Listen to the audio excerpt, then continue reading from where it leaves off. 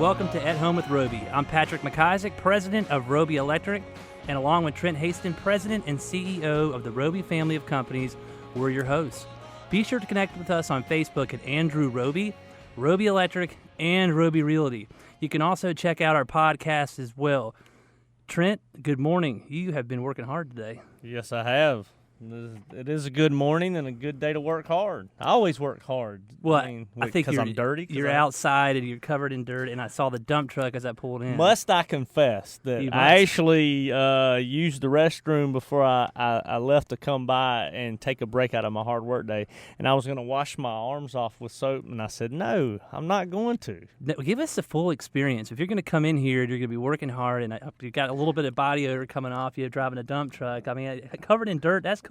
Well, I've always said that you sometimes you gotta let the people know how hard you work, because they think just because you tuck your shirt in and it's white, you don't work hard anymore. Actually, you work harder. If we make it one day, I might drive the dump truck every day. Me and Bobby be Tango and Cash. That'd be a good fit for you. I mean, I know, your dad would certainly be proud of that. I know on a Saturday he wasn't scared to get down and dirty. Well, I've told all these stories about my dad, but I graduated college in 2000, and I'm an economics major from Chapel Hill. And my dad's old school. He didn't want me to come into the business, but every day I didn't have school or sports or extracurricular activities, I was working for my $4.25 minimum wage. And he told me, he said, you're not coming into the business, but if you do come into the business, you got to go back. I don't care what degree you got to go back out in the field for 5 years and earn another round of respect from the guys if you're ever going to be a leader in the company. Well, I'm an economics major. I learned opportunity costs. My junior year in school, aha moment, opportunity costs. Thank you, Dr. Unks, UNC Chapel Hill. And I called my dad and said, I can do simple addition and subtraction. I can talk to these people. Let me start estimating jobs. So I went from 5 years after college to I started estimating and selling jobs the summer after my junior year, and then I worked all through my junior year in school. And I'd come home and do bids, and then I'd call my dad and say, "You sell that job? You sell that job?" He said, "Go to school, boy. Go to school." And I feel so bad now. God rest his soul. I was wearing him out. I think he loved it, but I think he did too. But about a month after I came full time, May of 2000, I was just moaning and groaning and complaining about everything that was wrong. And my dad threw the receivables folder in front of me. He said, "You want to complain?" He said, "Go collect my money. I got a lot of money and know a lot of payroll. people." Yeah. And he went back to the field. And I'm proud that my dad did not like sitting in the office. He did not like the pressure, even though he still had a lot of pressure. He got to go for the last 14 years of his life, go out and work with the guys in the field, and I'm very blessed that he was able to do that.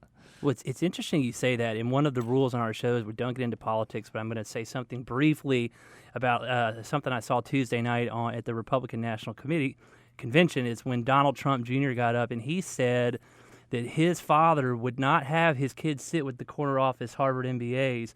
He put them with the construction managers and the guys that came up, sometimes uneducated, because he wanted them to learn common sense in real life. That's it, yeah. And we have a cool guest on here on our show today, Paul. When we were waiting on you to get here, we were talking about me going to Harding. He said, "I'm not from around here. I don't know what Harding is. It's around the corner, man. It's the School of Hard Knocks." But that's the West Side. It's West Side till I die. No, hopefully that's a long, long time away. I hope so. I hope so too. But so I gotta confess, me and my neighbors are repaving our road. So I'm learning asphalt. I patched a couple of holes. Bought a couple bags at Home Depot before and patched a couple of holes on people's driveways and stuff. But when I leave here, I'm about to go get 5 tons of steaming hot asphalt. I was about to say, it sets up quick. Isn't this the type of thing you should do in the fall or the winter? I mean, you already had 101, I think is what the temperature is going to be today, and you're out patching asphalt. Man, incredible. I already got to listen to my wife complain. Now I've been having to listen to my neighbors complain, and now too. I'm complaining. I hear you. And my mom's my neighbor. I'm sorry, Reagan. I'm kidding. Reagan does not ever complain. Speaking of something hot, last show I forgot to do something that I said I would do 2 shows ago, and that was talking about how much money were spent on fireworks on the 4th of July. I looked it up. Do you know the answer? $800 million on the 4th of July in the United States of America. $1 million was spent. So that's even hotter than your asphalt. I don't know. It's probably similar. So I got the theme. I got the tee up here. We got Paul Redmond coming on here. Yep. He's the big boss for North and South Carolina for Lennox. Loves heat. And we're helping each other out, kind of a blooming partnership. But he's going to educate us on what's going on, and it's kind of the heat topic. Is what's up. No, Paul and I have gotten to know each other a little bit over the past couple of months. Let me tell you, he's a hell of a golfer, heck of a golfer. I'm not supposed to say that. We've got to know each other quite well, and he's a great guy. I think he fits the cloth that we're looking for in a partner. Well, last time I met him, I thought he was tall, and I thought he was 6'5". The day he got taller, he's 6'9". Yeah. 6'9", the great white height. Who was that? Woody Harrelson?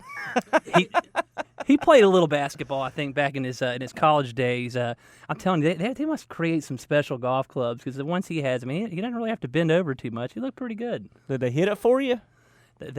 I hadn't figured out how to play golf yet, and I try a lot. I need that club from Caddyshack 2 that Rodney Dangerfield putts with, where you just sit over the ball and it does everything for you and just puts it in the hole. We were talking the other day about Rodney Dangerfield, and I think I wasn't with you. We were with somebody, and he was about 10 years younger than me. He said, "Who's Rodney Dangerfield?" Yeah, I was with you. And said, "You never heard of the Triple Lundy? Come on, back to school." And he said, "I've never heard of that movie ever." I know exactly. I was with you. I'm not going to mention the person's name, but I was shocked too. I definitely felt old. It makes you feel old. It does. Folks, you're listening to At Home with Roby. When we return, we'll be joined by Paul Redman of Lennox. Don't forget to check out our podcast if you missed any of the show or if you want to hear any of our past shows. We'll be right back.